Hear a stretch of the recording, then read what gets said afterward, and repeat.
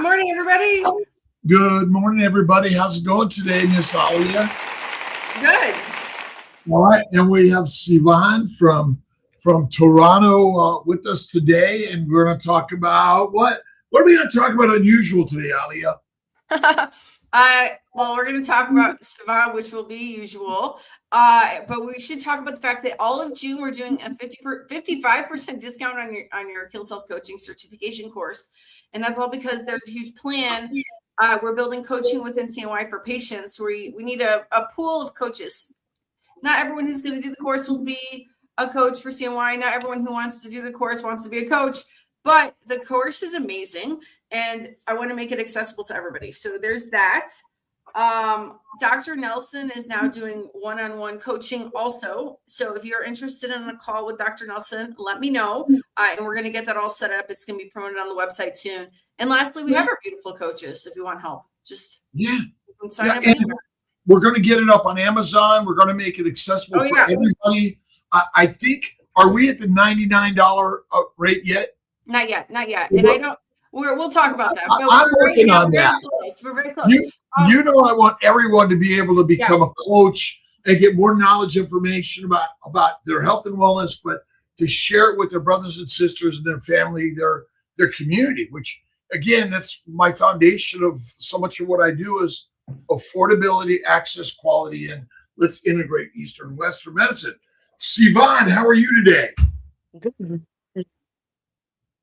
Great. Beautiful day. It's not raining, so it's great. I love a little rain and a little snow at the right time of the year is good. Ali, let's show the video. The trailer, the video. While we're waiting we got people showing up. And thanks for coming in. Hit the button. At 51, Sivan manages a high-pressure career in IT, performs as a musician, and raised 4 children. But for years, her external capability masked an internal reality where she felt increasingly alienated from her own body and unable to explain why it was failing her. She balanced the demands of motherhood and 3 home births while navigating a baseline of constant exhaustion and chronic pain. Her life became a cycle of searching for solutions that never materialized, leaving her feeling trapped by a growing list of symptoms. Her attempt to find relief through diet began in 1999, when she started 8.5 years of vegetarianism. By 2006, the symptoms peaked. She was struggling with IBS and psoriasis, and realized the dairy she was eating was directly affecting her nursing newborn. When conventional wellness advice failed to provide answers, Sivan realized she would have to map out her own medical history to find the source of the trouble. In 2013, she transitioned to a paleo diet, cutting out sugar, dairy, and legumes. She moved to keto a year later, but instead of finding relief, her condition worsened. Severe vertigo and chronic muscle tension began to pile up. Recognizing that her symptoms were only multiplying, Sivan shifted her focus. She stepped into the role of her own functional medicine doctor. She constructed a chronological list of every symptom she'd experienced. By tracing her systemic inflammation back through the decades, she found a clear starting point, an appendectomy in 1992. Seeing this clear connection changed her strategy. Dietary shifts were only part of the puzzle. She needed to address the physical damage left behind by her history. In 2016, she adopted a carnivore diet, systematically removing all remaining vegetables from her meals. Even then, the dietary transition was difficult. Her energy levels remained low, her gut issues persisted, and she continued struggling with fibromyalgia. In 2017, she refined her intake further by eliminating egg whites and dairy again. Within 3 months, her weight finally began to drop. To complement the dietary changes, she began functional physical therapies, including osteopathy and fascia treatments. These treatments released years of accumulated tension. Through fascial work, she addressed an old shoulder injury and restored the natural curvature of her neck. Her health stabilized when she combined strict dietary subtraction with these targeted physical interventions. The results were measurable. Sivan experienced significant weight loss, a reduction in bloating, and restored her physical range of motion. Her systemic inflammation subsided, the vertigo became less severe, and her energy levels improved with the support of specific supplements. This approach provided a sustainable lifestyle, one where she no longer needed to spend her day counting macros or tracking calories. By resolving the chronic pain that had defined her life for decades, She regained the energy to be fully present as both a mother and a musician. For those starting a similar path, Sivan emphasizes that consistency is the most difficult and most vital requirement for healing. She also advises researching how the body reacts to sudden dietary changes before making the transition. Specifically, it is important to understand oxalate dumping. This occurs when the body begins flushing stored plant toxins out of the tissues and into the bloodstream, which can cause temporary but significant reactions. Sivan's story shows recovery isn't a straight line. It's an investigation, requiring you to look back at your history to understand how to move forward. Yay! Congratulations. Thank you, Alia. What can I say now? Well, we get inspired by what Alia puts together really nice in the story, and maybe you could start off, Sivan, by telling those listening a little bit about yourself and where you're from and how you got to where you're at. So I'm from Toronto right now. I'm 51. I moved here as a newlywed in 2000. So I was 24. And I didn't think anything was wrong back then. I moved from Israel. I grew up in Israel, 70s and 80s. A lot of home cooked meals, a lot of sugar too. I wasn't really drinking water. I was probably consuming a lot of sugar as a kid, but I had kind of a balance with all the cooked food and the good, not very, very ultra processed like we have today. I think back then, even the ultra processed were like a little better than today. So I did grow up kind of hooked up on sugar, but very, very healthy. I was active. I started to play the flute, so that's the music aspect here, which I'm very grateful about today, just because I learned how to breathe when I was 11. Diaphragm. My first lesson was to stand beside the wall and practice breathing. That was the only thing I was doing at first. So this was very, very significant for me. It helped me along the way tremendously. And at about 16, in 91, I became vegetarian. So 99 is when I stopped being a vegetarian. Maybe that part was the first sign of me listening to my body. Why did you become a vegetarian? Good question. I had some social issues. I had some friends that were vegetarians. I felt sorry for the animals. I was 16. I read a book that I really don't recommend called Fit for Life. It was probably very, very popular back then in the 80s, beginning of the 90s. And it convinced me that I don't need any meat in my diet. I wasn't vegan. I had aspirations to become vegan. I thought it would be better, but I was really, really addicted. I can say today that I was addicted to dairy, but I wasn't seeing it like that. I was like, oh no, I'm not gonna stop dairy. And I've always loved eggs. So that probably kept me relatively healthy. So that appendectomy that I kind of took my list and connected the dots happened less than a year since I started to be a vegetarian. So I don't have any kind of proof that it was the cause, but it makes kind of sense that if I change my diet, had a surgery less than a year after, it might be connected. But I didn't see it that way back then. Yeah. Yeah, I just Was thought it- it makes sense. My parents had them appendectomies in different times, so why not? It's normal. Getting an appendectomy is just a normal thing in our Yeah. society. Gallbladder removes normal. And so we normalized all these things. Tonsils removed, all normal, right? Yeah, I almost got there. The winter after the surgery, I had 3 infections in my throat, and my doctor told me 4th one will get your tonsils out. I was lucky. I was really lucky. So But keep what going did, on your story. yeah, so what did happen after the surgery? First of all, I noticed that healing was really, really slow. I had issues with my skin, with healing my the scar. Hmm. And about 6 months later, I had a bunion surgery. So I was 17, and I've had issues walking. I had weird pain in the bottom of the back of my neck, like here. That came probably 3 months after surgery. I didn't make any kind of connections. But I was 17 and I was told, okay, go do physio. And I'm like, nah, I'm okay. Because I felt fine. 1992, when in that summer, it was my first time in the US, traveling with my parents.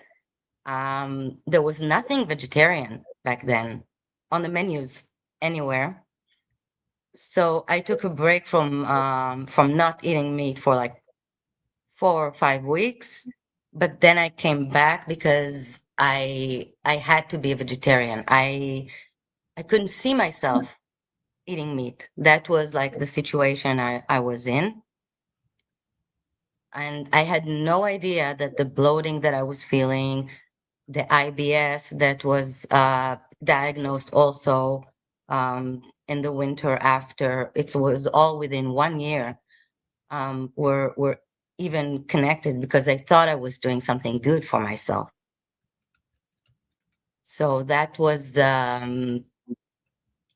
kind of not listening to my body and being very stubborn about my diet. But everything I was like kind of healthy. I didn't think something was wrong. I was just sensitive to everything, bloated, gas. I was like, okay, I don't know what's bothering me, but I'll just keep on eating what I'm eating. I'm sure I'm fine. And but by 1999, I felt like something was missing. I was craving a little bit of meat because of grill smell, and missing my grandmother's cooking, which was Hungarian cooking, and you can imagine how all the flavors and the kind of family atmosphere every Friday, and I missed that. I was only having the side dishes. But yeah, I was getting back to meat very, very gradually, and within a few months I moved to Canada, so I had to learn how to cook. But I was on a standard American diet. I can say that adding meat to my diet, but still eating everything else, did improve a little bit. I did go back to craving a little bit of salt. I wasn't craving salt as long as I was vegetarian. I didn't realize it until years after. But I would be eating eggs or avocado, no salt. I didn't need it. And I didn't know why. Hmm. I didn't know why. Looking back, I point to insulin because all my glucose tests were always, always normal. But I would point to insulin because of my cravings, and because insulin stores sodium in the kidneys. So if I feel I don't need it, because I still have it, so maybe that was the issue. I'm not really sure.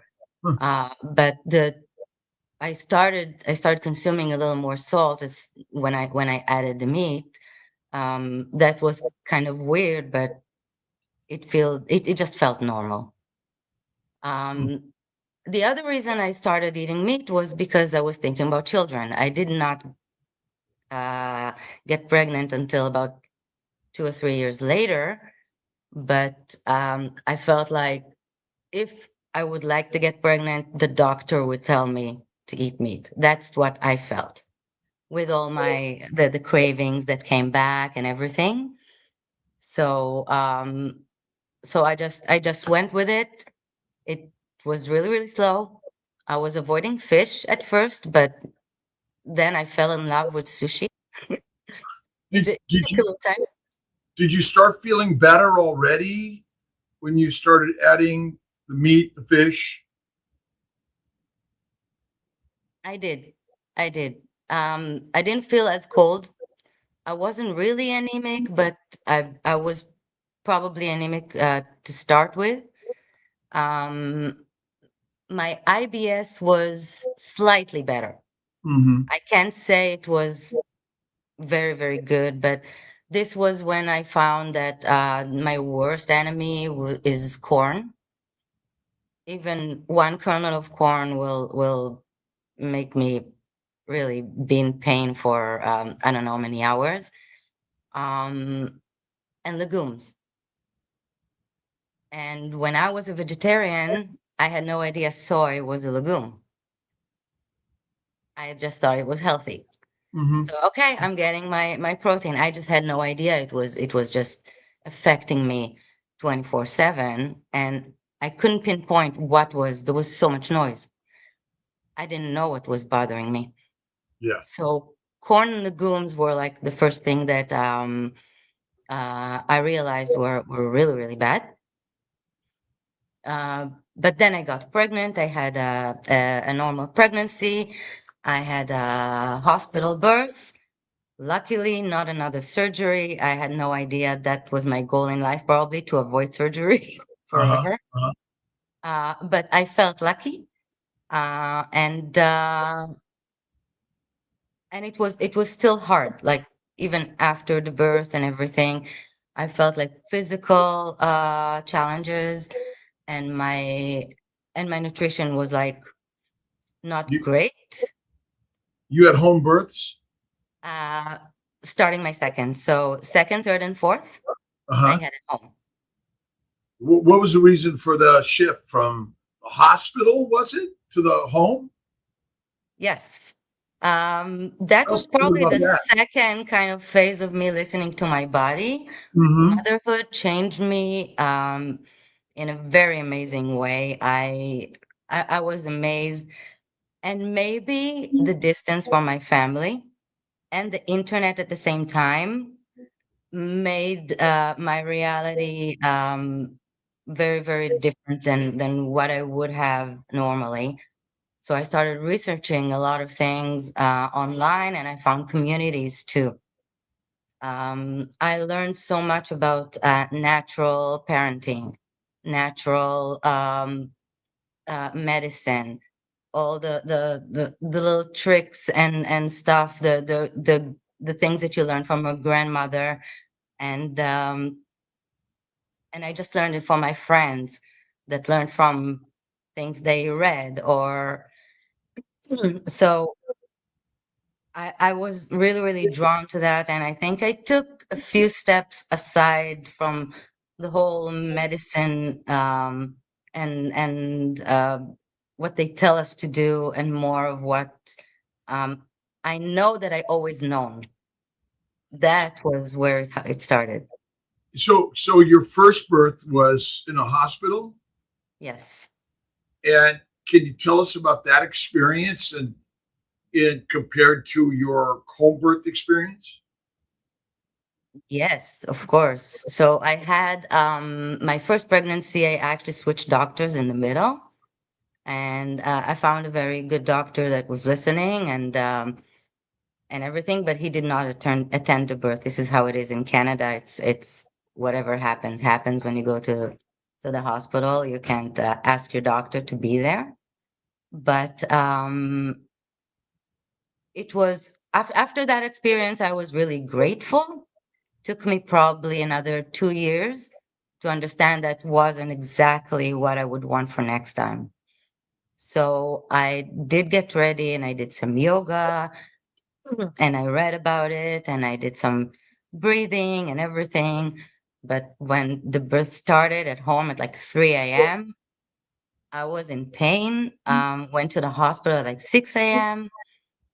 and I was told I cannot get a room unless I want the epidural. And I was probably 1 centimeter dilated. And I was going for walks and I was in so much pain. And I told him, okay, I don't care. Give me a room. I need it now. I just couldn't do anything. They wouldn't let me shower unless I go to a room, but they wouldn't let me give me a room unless I take the epidural. So I couldn't use water at all. But I couldn't needed drink. the relief. And, Sorry? and so it was about intervention. Yes. Yes. I wasn't able to manage it properly, probably. So I did get the epidural. It's a teaching hospital. I had to get it 3 times. First time didn't work. Second time wasn't done properly. Third time, I thanked whoever, you know, finally I could breathe. And I can't say the rest of it was that smooth because I was supposed to like be resting, and from all the stories that I read, this is like a good time to rest so I can have my baby. But every 5 minutes, the nurse comes in and asks me the same questions she has in the chart. So I couldn't rest, couldn't do much. They were coming to look at the monitor. They were coming, I don't know. Eventually, it did progress, but they had to break my water. It was a little bit meconial, and they did induce me eventually because I didn't feel anything. I really, really felt lucky I didn't go into any surgery because of that, and that eventually it was smooth, and I was super happy, super happy. I had a vaginal birth, and I was just, on cloud 9 as a mom, with many, many challenges in breastfeeding. A lot of challenges. That was really, really hard. Luckily, I got good professional advice and a lot of support that we have here in Canada. So I was able to get my milk production back, and I was able to breastfeed, not without pain. It was my right side, which was everything was happening on my right side, but back then I had no idea what was going on. So that was part of the challenges. And I was breastfeeding for 2 years, and I was learning so much about natural medicine. And before my next birth, I learned that there are midwives in Canada. That's part of the public system. So it's not like an underground operation or something that the system will not like. It's just part of it. The whole pregnancy can go without getting into a hospital or a medical clinic once, because the whole setting is very, very homey, kind of. As long as it's low risk, and they can refer you if you are high risk. And that was perfect. That was just perfect. On the second pregnancy and on, I didn't even do the glucose test because I was Why not? certain enough. Sorry? Why not? Did they advise it Well, that's part of the protocol. even for midwives? Well, they offer it, but Got when I did go to a doctor, I did do it. It was horrible, but I did do it because it was part of the protocol, and I didn't know much back then. Like I had no idea about what is right and what is not, and what is really necessary during pregnancy. So only with my second and on, this is when I did it more naturally. And the births through your midwife and natural, was it a whole new experience that you'd recommend for people to look at that the first time? Yes, absolutely. I don't know if I would be able to cope with everything, because my first birth started at 3 a.m., ended 11:18 at night. So that was a very, very long process. And second and third were 2.5 hours at home. Do you think And your diet affected your pregnancy, your labor, certainly in the first one? And since you had a baby, the second, third, and fourth were easier anyway. But do you think the diet was a factor in your first pregnancy and your labor? probably was. When I first became a mom, I did gain weight in the first year. I almost lost everything at first, and then breastfeeding opened up my appetite, and I was eating everything I could. So I gained weight in the first year, and then what was that? South Beach diet. Mm-hmm. So kind of good and bad carbs. I still thought there were any good carbs, but I was focusing on that. I never liked counting. I never liked logging or creating kind of a diet that's based on a menu. Never. I don't like counting calories or macros or anything. So South Beach that didn't have that structure, so it was good for me, and I did lose weight. Um, but the whole fat thing, I was still afraid of. I was kind of avoiding bacon for years because I knew it was like unhealthy. That was the notion. So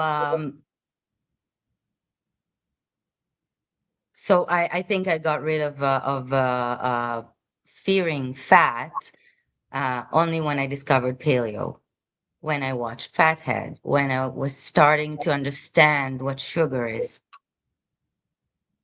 So when did you hit paleo? When did you get into that a little bit? And what inspired you to try paleo and then the sequence to carnivore? So I started working from the insides when my second baby was born. This is when I was diagnosed with psoriasis, and it was never very bad. Only at first I had like bleeding and painful skin issues, but then I started changing my diet for my baby and for my psoriasis at the same time. Um, and it made a very, very, very big difference. And since then, it's been mild. So it never got to be very, very bad, but it never went away. And I looked into it, and I understand it's an autoimmune, and most of the theories say it's based on stress. And I was thinking to myself, yeah, I'm a new mom to two babies now, but I don't think my body would develop an autoimmune condition because I'm breastfeeding and taking care of a 3-year-old. It just didn't make any sense because I wasn't feeling it. I wasn't in panic mode, taking care of two babies. It was hard. It was stressful, but not to the point that's what's going to happen to me. So it did feel weird, but I still didn't know what the source was. And I didn't know that I had IBS and all those gut issues. So I did find way, way more ingredients, and mostly plant-based ingredients that were affecting my IBS. And then that's when I found paleo. At that point, I was having, in terms of grains, I had kamut wheat. So that's like another ancient wheat grain that's like spelt, but Mhm. it's a little more gentle, and the gluten in it is a little different. So you can say it's healthier. At least Less inflammatory, less harmful, probably less, exactly. less harmful rather than healthier. I don't know. I Yes, just less kind of harmful, and I wasn't reacting to it as much. got it. Got it. That's what I would say. And quinoa. I don't know how I agreed to eat that thing, but I was eating quinoa and kamut bread and things like that. Um, and some fruit and vegetables and nuts. So it wasn't a big change to go to paleo. It was mainly to get rid of the grains and to up my fat and Mhm. to have the bacon and to have the skin on the chicken that I remember loving as a kid, and why should I avoid it now? So I was going back to all that. Within a week, I was in a professional course that for 7 days, where we're in a room trying to listen to a lecture, no windows. They're taking us to lunch, and then I'm trying to keep my paleo in, like it was really new. So I had some nuts with me. I had some. I even made coconut butter, and an apple and things like that. I wasn't having coffee, and I was really happy with my steak and salad. And I was amazed. It was 2 p.m. Everybody was running to their cookies and coffee, and the teacher is starting to talk. And I know this is the time. This is the time I started doze off. I would have to keep myself awake, but no, I was so alert. I couldn't recognize myself. I was really amazed that I could do it. That I had lunch and I'm awake. And I can listen and I'm fully there. And I said, okay, I'm never going back. Like that's the second week of 30 days. So grains are out of the picture. That was the first step in terms of really feeling improvement in energy and in also my IBS. I could say got a lot of relief back then, Mhm. Mhm. but still not great because at Okay. that point I was already back on dairy. I had two pregnancies after that kind of when I limited the dairy, and I lost all the weight back then. But I went back to dairy because I was pregnant again, and I had cravings, and I didn't want to be that strict. But I thought I was doing well. I didn't lose weight on paleo, by the way. I was just maybe one size down in my waist. I did feel better, but I didn't lose almost any weight at all. Um, but I kept on going, and paleo became low carb paleo. And of course, I got advices, oh, you're in limbo, you need to add carbs. And I'm like, no, carbs. If I add carbs, I'm completely off the wagon. I'm not going to make it at all. So Mhm. paleo became keto for another 2 years. I Mhm. was still struggling a lot with my gut and sleep, and What were you eating? What was a keto diet? I wasn't counting. I tried to measure a little bit at first, but it's just not me. I can't do it. What were Uh, you eating? what was I eating? Mostly beef, eggs, chicken, pork, Well, what and about that was it? That's okay. So that's carnivore. that's Where's the one. plant? And I did have some nuts, which Okay. it took a little time to understand how bad they are for me. So And you had seeds and nuts, nothing else? I had vegetables, but What vegetables? they were mostly cooked. What vegetables? What vegetables? Low carb vegetables. No, which plants are plants. They all contain carbohydrates. Yes. Did you have any particular favorite? Like I loved broccoli, asparagus, and Broccoli and the whole I couldn't, yeah, I which couldn't. ones did you eat? Good question. I had yams, probably sweet Yeah, potatoes, got things it, like got it. that. Um, Cucumbers, not a lot of tomatoes because they were carby. But some tomatoes. Maybe some tomatoes, Okay.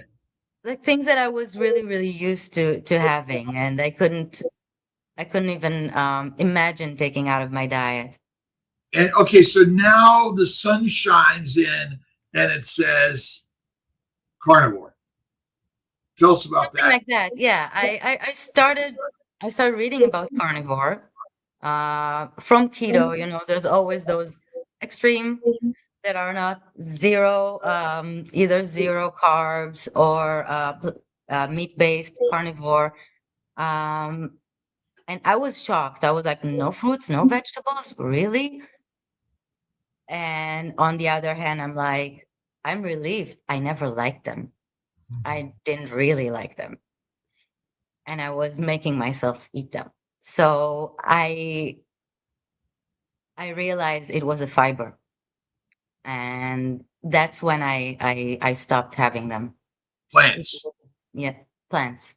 And you went pure animal. Yes. When was this? September 2016. And what did you feel differently? I felt relief.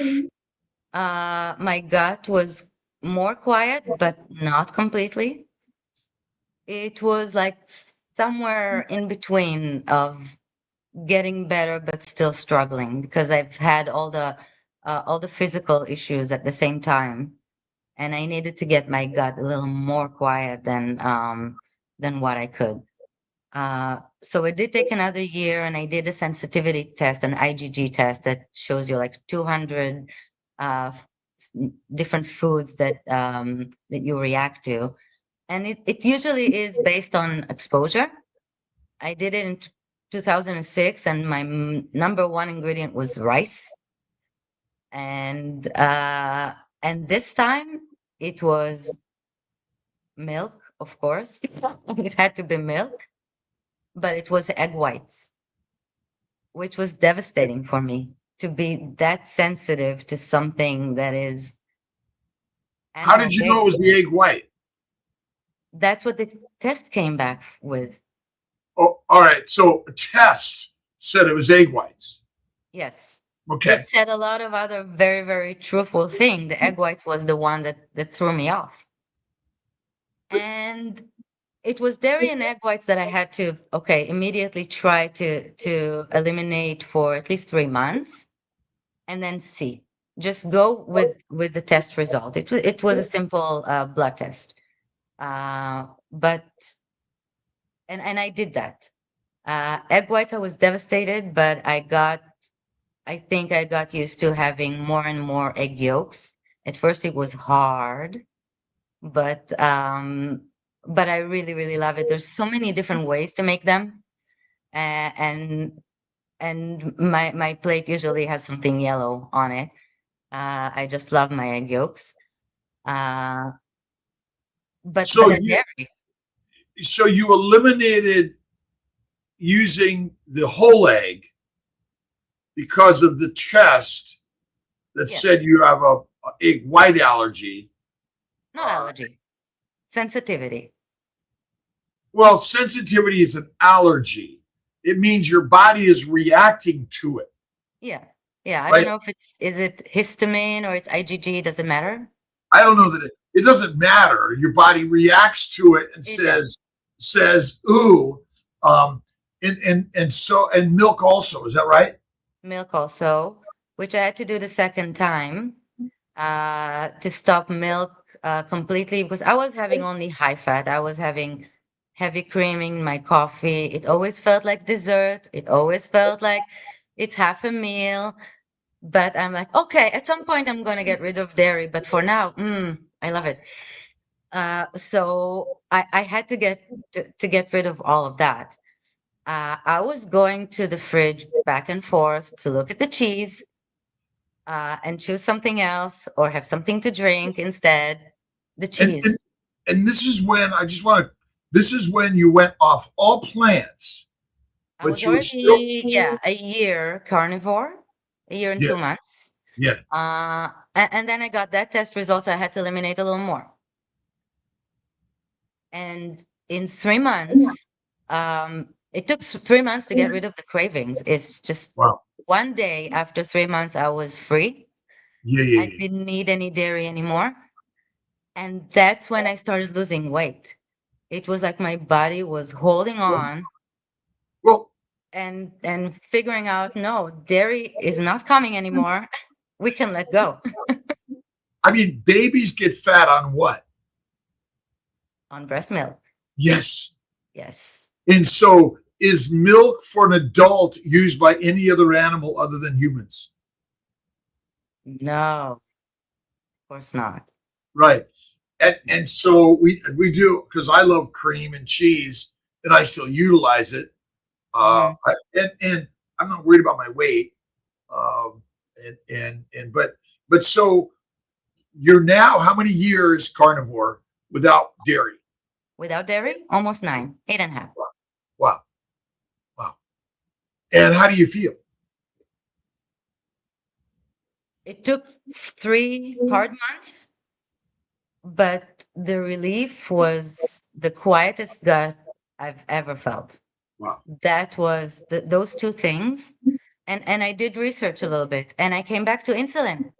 That was that one thing that was differentiating between the yolks and the whites. And there's a little more content about egg whites out there, not a lot. I found one source that showed that the insulin is higher in the yolk in the whites. Well, how does insulin cause inflammation? Is it the egg My white? tendency for a higher insulin, probably, or the inflammation started. I don't know what's the I always say it's chicken never or the egg. insulin. Well, insulin's job, insulin's a natural hormone in our body that is stimulated when you eat food that's high in sugars and proteins. So the allergic reaction is not insulin, it's the actual food we eat. Because we're trying to make insulin the bad boy, but Yeah. if you have no insulin, is that good? No, No. no. So we make a complicated thing, we call it insulin resistance, which there's no such thing. It's gut and liver damage secondary to the plants we eat. And I imagine we ate some eggs, but we didn't eat a lot of eggs. We probably ate mostly fatty, rare to raw meat, organ meats, liver, kidney, spleen, bone marrow, and things like that. And the visceral fat, we ate a lot of, right? And so what's your go-to meat today? Beef, mostly, Mhm. and bacon. I love it. I love bacon. Farmers market bacon, and my egg yolks, of course, and chicken. I still love chicken. I don't buy supermarket chicken. I try not to eat chicken out. But so I need to know what the source of the chicken before I eat it. But yeah, the farmers market chicken reminds me of childhood, so that's good. Let's get a few questions, Sure. Ali, we may, please. I think we just answered this. So what do you eat in a day now? How many meals a day, and what is your number one go-to meal, and how do you cook it? Do I cook it? It's a good Why question. not? It's been changing throughout the years. I love my air fryer. And I grill at home on an iron cast, either a pan or like a big plate of iron cast on my range stove. So it's almost like a barbecue. Uh, how many times do I eat? Two or Yes. three. It Okay. depends. Once in a while, I'll have OMAD, but it will depend on how my day goes. I work from home. My kitchen is right there. So, You want to get uh, the second question, Alia? sorry. Yeah. Sivan, do you fast? And if so, how long do you fast? I don't fast. I'm kind of scared to fast. My neurological symptoms, the way that I feel when I'm tired or hungry, um, are kind of, it feels like my gut feeling would be to avoid it. If I get to fast because I'm not feeling well or something is bothering my gut, I will choose not to eat for a longer period. But intentional prolonged fasting, not sure I can do it yet. Not yet. Okay. Not Next yet. question. Let's see. Would love to hear more about your fascia release experience for healing. I've been working on releasing tension in my fascia for years. It's so beneficial, in my opinion. Yes, the fascia issue was a very, very, very big one. Like I didn't know it existed until I heard one practitioner mention it, a conversation with my brother, realizing I always need some kind of massage. And thanks to my husband that saved my life for 30 years with his hands. But discovering the fascia was just solved the whole thing. Although it didn't solve everything, the actual fascia release. I did fascial manipulation treatments, and they're very painful. They are kind of opening, uh, detangling knots in everywhere that there is trouble. So in my body there was pain, there was kind of inflammation, burning pain in many, many, many areas. Right now, about 8 years after the fascia treatment, I still have pain, but it's way more concentrated in certain areas than the others. So it's not completely, it's not all over my body like it was before. So just to find a good practitioner, I think I couldn't do anything with my fascia by myself. Light therapy, PMF, massage, acupuncture, grounding, meditation, prayer, and faith, fasting, and fatty meat. Bingo. That's all you need. And salt. And salt. Salt. I got And the Norwegian. What's that? Mindfulness. Lots of mindfulness. Lots of mindfulness. Faith in God. And people. This one's for you, Dr. Kiltz. What is the benefit of extended fast longer than 72 hours? Well, more fasting allows the gut to empty, the inflammation to drop, because most of our inflammation is what we breathe, drink, and eat.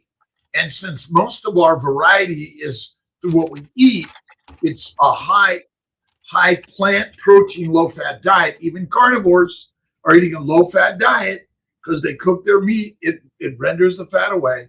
But so by fasting more, you reduce all the gut contents, which reduces the vascular contents that are ingested through digestion. And then what we call autophagy seems like it's greater, but essentially the poisoning is less. Mm-hmm. The body's always doing its healing, but the poisoning we drop the poisoning when we don't eat food. I mean, I imagine at some point, if we had to go out and hunt and gather, Sivan, would it be easy to go find food out there in Toronto without a supermarket, without ranchers, farmers? Well, I look at the bunnies outside my window right now. Well, I see wolves try to hunt rabbits. It's not easy. Rabbits are fast. Yeah, my dog is really, really strong when it comes to babies, but not the rabbits. That he has no chance of trying to catch them. Yeah, it's hard. It's hard. He will always try though.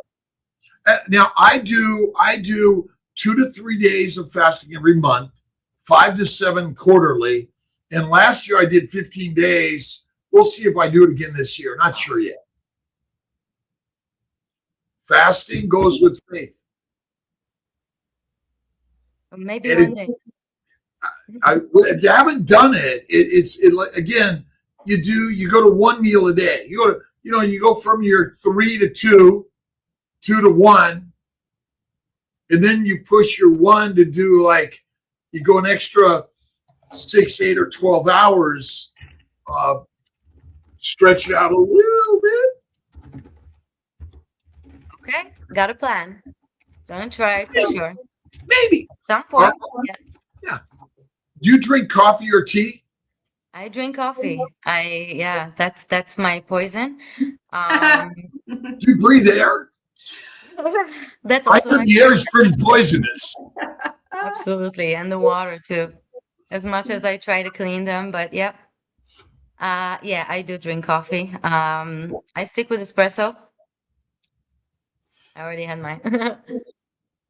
I stick with espresso. I try not to go to drip or anything like that. That my body doesn't like it, so small amounts. Love my coffee. Otherwise, water. Yeah. Let's do Dr. Kiltz. Do you take patients? I think she was saying carnivore doctoring. I take patients for everything, essentially. I am a fertility doctor. That's mostly my day job, helping men and women, couples and individuals build families. Naturally, and if not naturally, assisted reproduction. It's my job, my motto. Great. I feel so grateful for my hormones that at least that part wasn't damaged with everything that I had. The organ systems, the cells that make your hormones were preserved. Yes. Dr. Kiltz or Sivan, can you overeat liver? Oh, I can. I know that if I have a little more than a very small amount or 2 consecutive days of having liver, my gut's not gonna like it.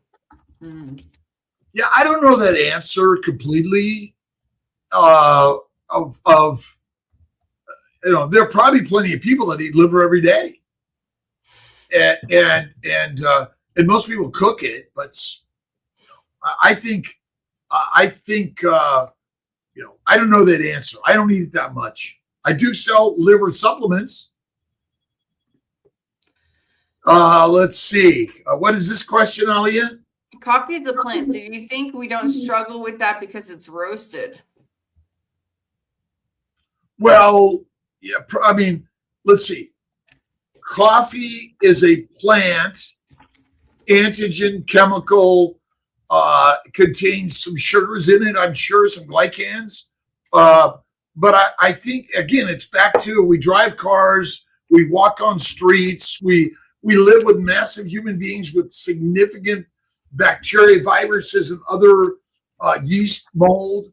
I mean, we're in a very, very antigenically, chemically abundant world. And so we pick our poisons. And is coffee good for you? I don't know. It's like anything else where we have many things that we're at risk of doing. is drinking coffee the thing that I would say don't do it? I would say stay away from alcohol. Yeah. Of any significant. We should do this question last because it's almost time. We got a couple minutes. 2 minutes. 3 minutes. Are sweet potatoes bad? Yeah, I don't touch sweet potatoes. I do an occasional white potato French fry because they're least antigenic. I fry it in duck grease, tallow, or lard, and extra crispy, and I dip it in sour cream with the grease from the steak poured all over the potato. Now, sugars and amino acids are metabolized in the liver the same. They both require insulin. And so our problem isn't sometimes eating plants, it's all the time. So a well-cooked plant, soaked, fermented, or processed is less toxic than eating fatty raw meat. But lean meat is equated with protein poisoning. So, but yeah, I don't do sweet potatoes. I go for a white potato russet without the skin sometimes, small amounts. Duck grease, mayonnaise, and butter mayonnaise. What do you think, Sivan? Sweet potatoes are a big no-no for me. It's the fiber. So And they're very antigenic.